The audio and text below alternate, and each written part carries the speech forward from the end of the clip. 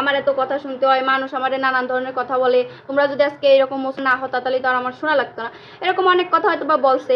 আর এটা তো স্বাভাবিক যে তোমার শুনতেই হবে, তোমারে তো আর আমরা বলি নাই যে আমাদের পরিচয় দাও। যদি আমি বলছি ও আমার সাথে লুকাই লুকাই কথা বলে, আমি বলছি কি আমার সাথে লুকাই লুকাই কথা বলার দরকার নাই, তুমি যেহেতু আমার নিয়ে সমস্যা তোমার আমার সাথে কথা বলার দরকার নাই। আমি একদম এইভাবে সুন্দর করে বলে দিছি।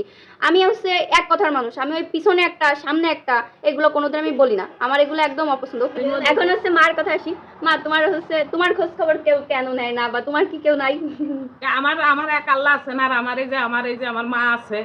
আমার মা আমার খোঁজ খবর নেয়, কখন কি রান্না করছি, কখন কি খাইছি না না খাইছি। এই যে রাত্রে একটু জ্বর রয়েছে, সকাল থেকে না হলেও 10-20 বার ফোন দেওয়া হয়ে গেছে যে মা এখন কেমন ঠেকতেছে, এখন কি ও ভাত খাইছো, ওষুধ কিনে নিয়ে আইছে। তাই আমার খোঁজ খবর নেওয়ার মানুষ আছে না, তাই কি আর আমার আমার ভালোবাসার মানুষেরও অভাব নাই আল্লাহর রহমতে। সবাই জিজ্ঞাসা করে, সবাই আমাকে অনেক অনেক দোয়া করে, আমার আব্দুর রহমানকেও দোয়া করে। আমি কোনো কিছুতেই আমি অখুশি না, আমি খুব খুশি আছি।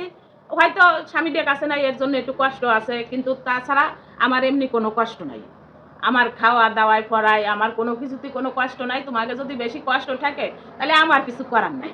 আর আমি কোনোদিনও হ্যাঁ, কোনো তার আর কষ্ট অনেকে পাইনি। হ্যাঁ, আগে আমি অনেক কষ্ট করছি, সে কষ্টের কোনো শেষ নাই। আর সে কথা যদি তোমাদের কাছে তুলে ধরি তাহলে তোমরা একটাই মানে আফসোস, এইটা শুনেই এটাই পারবা না। আমার মায়ের জন্য আমার একটাই কষ্ট লাগে যে আমার মা তার বাবা মার সঙ্গে একটু কথা বলতে পারে না। কয়েকদিন আগে নাকি আমার মার ভাই তার সঙ্গে কথা বলছিল, তার একটু খবর নিছিল।